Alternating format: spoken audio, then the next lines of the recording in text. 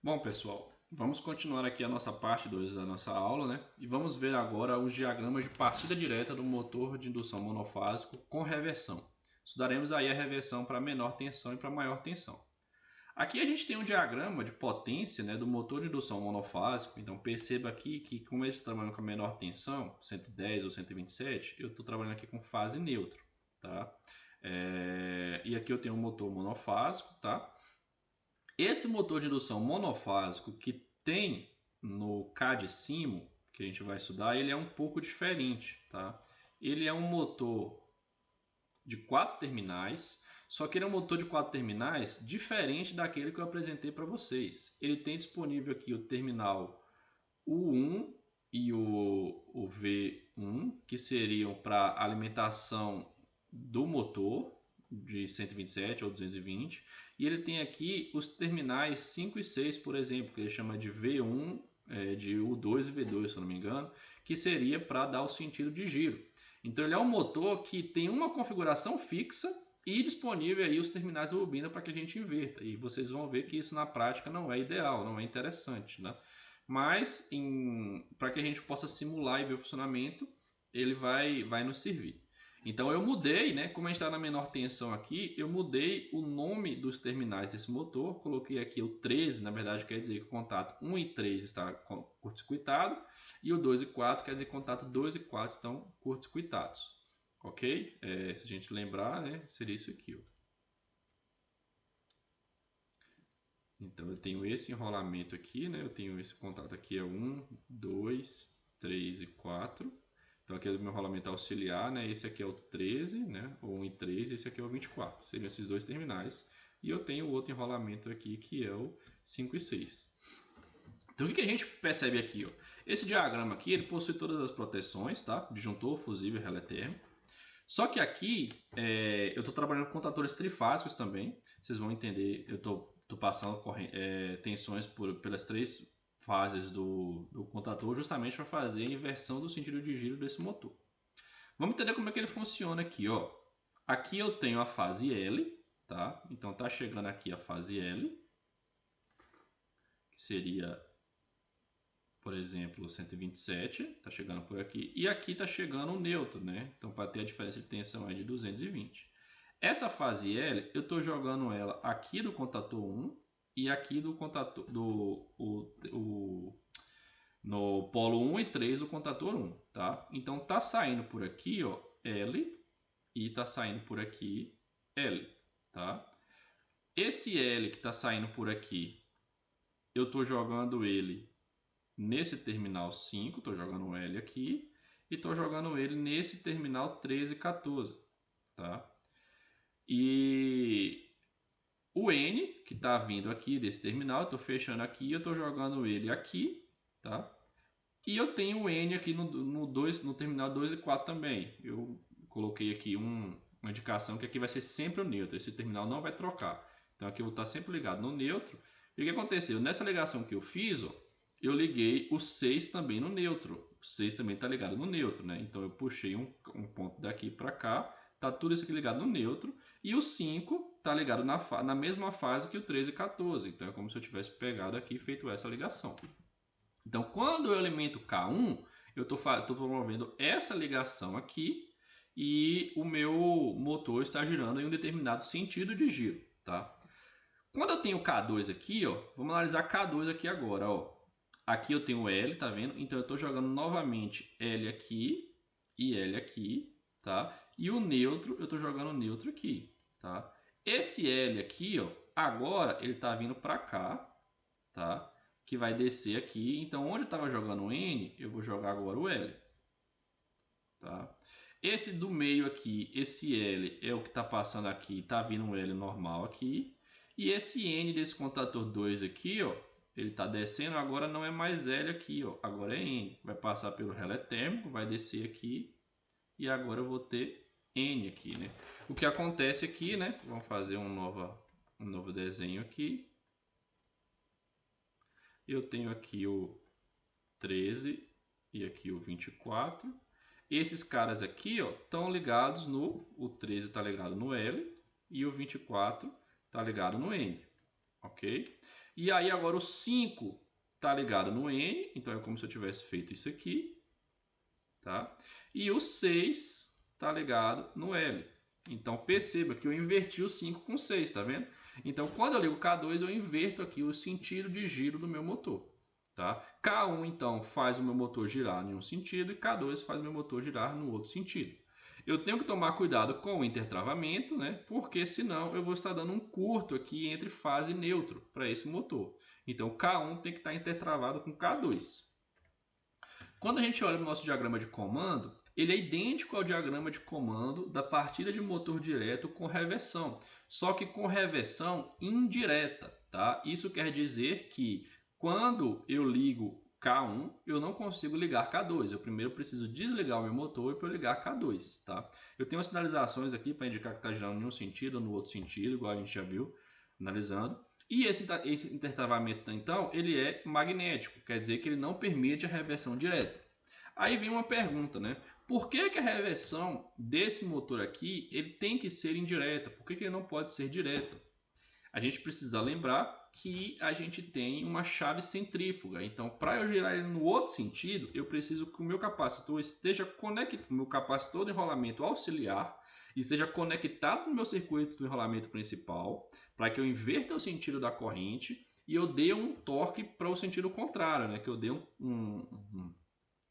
um tranco elétrico, digamos assim, né? Eu aplique um conjugado de partida no sentido contrário. Só que se esse motor estiver em movimento, a minha chave centrífuga está desconectada do circuito. Então, primeiro eu preciso parar o meu motor para que minha chave centrífuga volte a conectar o capacitor do enrolamento auxiliar e aí sim eu promova a inversão do sentido de giro. O único motor de indução monofásico que pode se utilizar reversão direta é o de capacitor permanente sem o capacitor de partida, porque ele não tem chave centrífuga, né? Então ele está sempre conectado ao circuito. Mas por via de regra, né, para que a gente não confunda isso na prática, a gente sempre vai fazer uma reversão indireta de motores de indução monofásicos. Tá? Vamos ver isso aqui funcionando no CAD-CIM. Bom, pessoal, eu estou aqui no CAD-CIM, tá? Dessa vez agora é o diagrama de comando que é idêntico à partida do motor de indução trifásico, né, com reversão. Aqui a gente tem um selo envolvendo, né, o intertravamento mecânico, então a gente tem uma partida com reversão indireta. E aqui a gente tem aqui o nosso circuito de carga, né, de potência, eu já coloquei aqui o terminal 2 e 4 ligado no neutro, porque ele nunca vai mudar, ele vai estar sempre ligado no neutro para essa configuração de menor tensão. E a gente vai ver ele funcionando aqui agora. Vou fechar aqui os disjuntores, então perceba que eu estou com todo um circuito bifásico aqui, né, de dois polos, bifásico não, de dois polos. Vou dar um zoom aqui. Então olha o que acontece. Descer um pouquinho. Aqui, ó. Quando eu aperto S1, então eu fecho o meu contator K1, né, ligo meu motor no sentido horário, e aí eu tenho um LED indicando aqui que o meu contator K1 está fechado, está alimentado. Beleza. Se eu tentar apertar o meu botão S2, como eles estão intertravados magneticamente, eu não vou conseguir inverter diretamente o sentido de giro. Então eu preciso primeiro pausar, desligar o funcionamento do meu motor, aí sim agora eu consigo inverter e fazer ele girar no sentido anti-horário. Tem aqui um LED azul indicando esse novo sentido de rotação. Novamente, dessa vez eu não consigo inverter o sentido de giro de forma direta, né? Eu preciso parar e realizar essa inversão. A gente consegue perceber aqui, ó, que quando o K1 está ligado, a gente tem a fase L chegando no terminal 5, marronzinha, né? E o neutro chegando no 6. Então, L no 5, N no 6. Quando eu inverto, né, o sentido de giro, agora eu tenho N no 5 e L no 6. Então, isso é o que é responsável por promover aí a inversão do sentido de giro no motor monofásico. Troca a polaridade dos terminais do enrolamento auxiliar. Perfeito, gente? Vamos voltar para o slide agora. Bom, pessoal, agora a gente vai estudar a partida direta do motor de indução monofásico com reversão para a maior tensão, certo? por exemplo, em 220. Então perceba aqui que a minha alimentação, eu já coloquei o L1 e L2 aqui, né, duas fases aí, que vão ter uma tensão de 127, por exemplo, entre fase neutra e 220 entre fases. O diagrama de potência ele é um pouco diferente, porque essa ligação, a gente precisa lembrar dessa ligação, né, como que ela funciona. Ela seria assim, mais ou menos. Ó. Então aqui eu tenho o 1, o 2 conectado com o 3, né, e o 4 aqui. E aí, ó, olha como é que ela vai funcionar aqui com enrolamento auxiliar. Eu vou ter aqui, por exemplo, o 5 e o 6, né? Então a gente consegue ver aqui que eu tenho um terminal 1 do motor, que é onde vai chegar uma fase, que eu vou chamar de L1. Eu tenho o terminal 4 do motor, que é onde vai chegar outra fase, que eu vou chamar de L2. E aí eu tenho disponível aqui o terminal 5, que é com quem eu vou brincar, tá? E o meu terminal 6, ele está aqui em curto, né, com o 2, 3. Então esse terminal 6 ele é fixo, tá? Então eu não mudo, eu não vou pegar esse 6 e ligar com 1 e esse 5 ligar com 2, 3. O que eu vou fazer para inverter o sentido de giro é mudar esse enrolamento para cá, ó. Então, quando eu for inverter o sentido de giro, eu vou desconectar o 5 do 1 e vou ligar o 5 com o 4. É assim que a gente vai fazer aí. Então, na verdade, eu vou tirar a alimentação L1 do 5 e vou ligar o 5 no L2. É assim que a gente vai fazer a inversão do sentido de giro. Então, olha só. Aqui eu tenho L1 chegando aqui, né? E eu tenho L2 chegando nesse terminal aqui. Então, aqui tem L2, aqui tem L1 e esse terminal aqui também é L2. Ó. Olha que interessante. L2, tá vendo? Então, L1, L2 e L2. Esse L2 ele está descendo aqui, né? Tá chegando até aqui, L2 no meu terminal 1. Esse L1 está descendo aqui, então aqui eu tenho L1, está chegando aqui L1 no meu terminal 1. Beleza, tranquilo. E esse terminal 3 aqui eu tenho L2, né? Aqui eu tinha L1, eu tenho L2, L2 está descendo aqui, então está chegando no meu 5 L2. Então perceba que o 5 está com a mesma tensão do 1. O 1 e o 5 estão com a mesma tensão, que nesse caso aqui é L2. O meu motor vai girar em um sentido.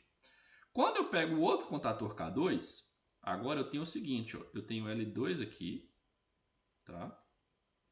Eu tenho L2 aqui, eu tenho L1 aqui, só que agora, ao invés de eu ter L1 aqui, ó, L2 aqui de novo, eu vou ter L1, tá?